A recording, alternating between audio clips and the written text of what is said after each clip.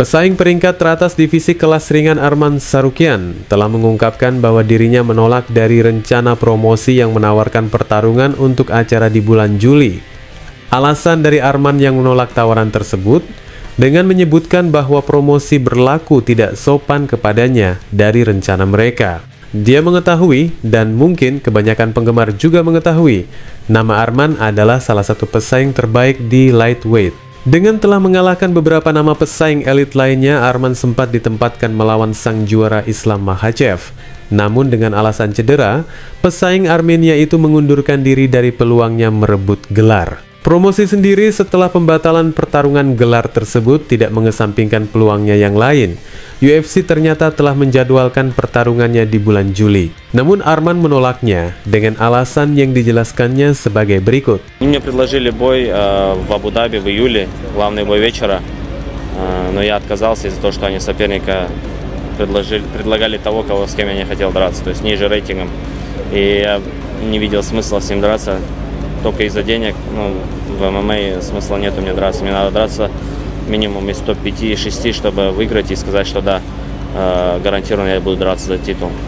Просто так драться смысл. Я номер один и давать кому-то подарок, чтобы с номером 10 драться.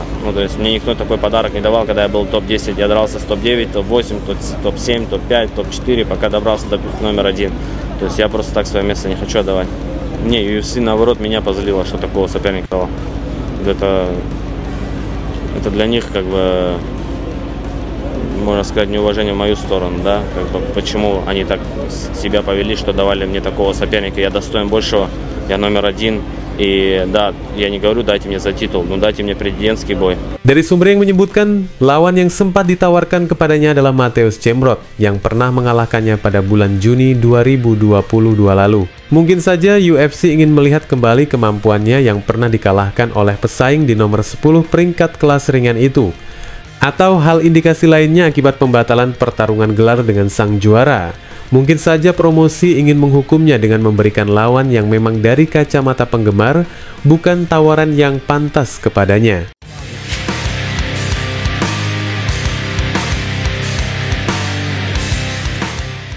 Sekian lama menjadi penantian penggemar UFC setelah kepindahannya dari featherweight, Ilia Topuria akhirnya membocorkan apa yang telah diberikan promosi kepadanya. Hal yang terutama dari kedatangan promosi kepadanya adalah dengan kepastian tanggal pertarungannya, yang ternyata tidak lama lagi para penggemar akan menyaksikan upayanya berjibaku di kelas ringan. Kepastian tanggal pertarungannya ini pun bukan datang dari komentar orang lain, melainkan sang mantan juara itu sendiri yang menyampaikannya. Pada hari Jumat kemarin, Topuria secara resmi mengonfirmasi pertarungan berikutnya yang akan berlangsung di UFC 317 pada tanggal 28 Juni mendatang. Acara ini disebut International Fight Week yang digelar di T-Mobile Arena di Las Vegas, Nevada. Sayangnya, meski pemberitahuan ini datang langsung dari dirinya, namun Topuria tidak menyebutkan siapa lawan yang akan dihadapinya di acara tersebut, yang dijelaskannya dengan mengatakan, Me gustaría agradecerle a la Comunidad de Madrid y a su presidenta por este reconocimiento, por la Gran Cruz de la Orden de 2 de Mayo. Lo siento muchísimo por no poder estar ahí con vosotros, pero tengo la preparación por delante. Espero volver a haceros felices a todos el día 28 de junio.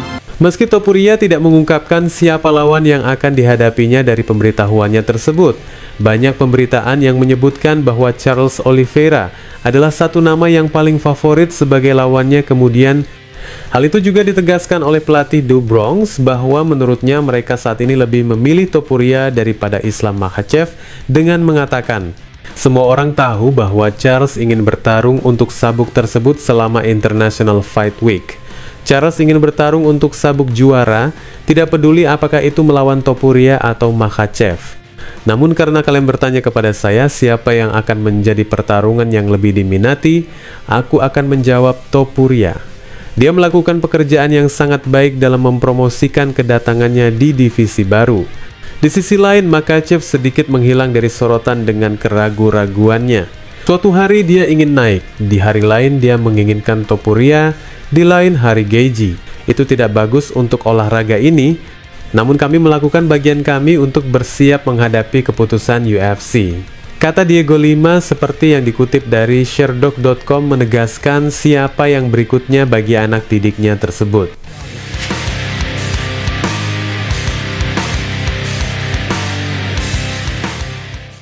Sempat berulang kali mengatakan, jika dia memiliki tingkat kemampuan gulat melebihi siapapun sebagai seseorang yang pernah juara dunia. Dan selama masa baktinya di UFC, Bonical memang belum terkalahkan dari 6 bentroknya. Dan dari 6 kemenangannya itu pun berhasil diakhirinya dengan penyelesaian kuncian. Namun kali ini di pertarungan yang ke-7 bersama promosi UFC, Bonical tidak berdaya setelah satu serangan tendangan lutut mempermalukan dari beragam ocehan sebelumnya. Sang penakluk adalah mantan juara di 2 kelas bersama One Championship, Reinier de Ridder. Pesang kelas menengah asal Belanda ini sempurna menyelesaikan 3 pertarungan UFC-nya yang kesemuanya dengan finishing. Memberikan kekalahan perdana bagi Bonical, de Ridder tidak membutuhkan waktu yang cukup lama. Sejak awal pertarungan dimulai, de Ridder terlihat nyaman dan santai menghadapi pegulat Amerika yang disebut banyak orang calon petarung UFC tak terkalahkan sepanjang masa. Sayangnya, di saat memasuki ronde kedua, Bonical terlihat kehabisan bensin akibat dari ronde pertama yang diperdaya oleh de Ridder. Setelah menguras habis tenaganya, de Ridder berhasil menemukan serangkaian serangan lutut dalam posisi clinch dan mengenai badan Nicol. Setelah itu, de Ridder langsung menghujaninya dengan beberapa pukulan pendek. De Ridder kemudian memberikan jarak dan mendaratkan lutut kirinya yang kuat ke arah badan Nicol sekali lagi. Sang pegulat itu pun jatuh tersungkur ke kanvas sekaligus kemenangan KO pertama de Ridder di pentas UFC. Setelah kemenangannya ini, de Ridder mempertaruhkan klaimnya untuk pertarungan perebutan gelar dengan mantan juara kelas menengah tak terbantahkan Sean Strickland. Dari kekalahannya, Bonical sebenarnya mendapat banyak reaksi monohok dari komunitas MMA, dan salah satunya adalah reaksi dari Henry Cejudo yang mengatakan, dunia gulat telah terpukul hari ini, tetap tegakkan kepalamu Bonical, ini bukanlah akhir. Saya dihabisi oleh Demetrius Johnson dengan pukulan ke tubuh yang sama, dan saya membalas kekalahan itu dan menjadi juara. Anda mampu melakukan hal yang sama. Kembalilah ke atas kudamu, saudaraku.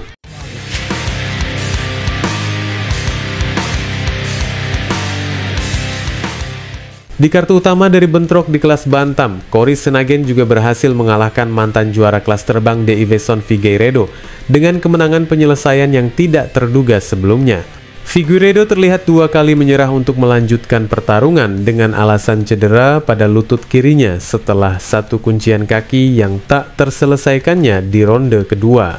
Meski demikian, sejak ronde pertama, Sandhagen mampu menguasainya dan menjatuhkan Figueiredo ke kanvas sebelum menghajarnya pesaing Brasil itu dengan serangan-serangannya. Pada akhirnya pertarungan itu berakhir tepat di menit keempat ronde kedua, dan setelah pertarungan usai, Sandhagen yang saat ini memegang rekor 18 kemenangan dan 5 kekalahan, menyerukan perebutan gelarnya di akhir tahun ini untuk menghadapi pemenang Merab Dvalishvili versus Sean O'Malley yang akan digelar pada tanggal 7 Juni mendatang.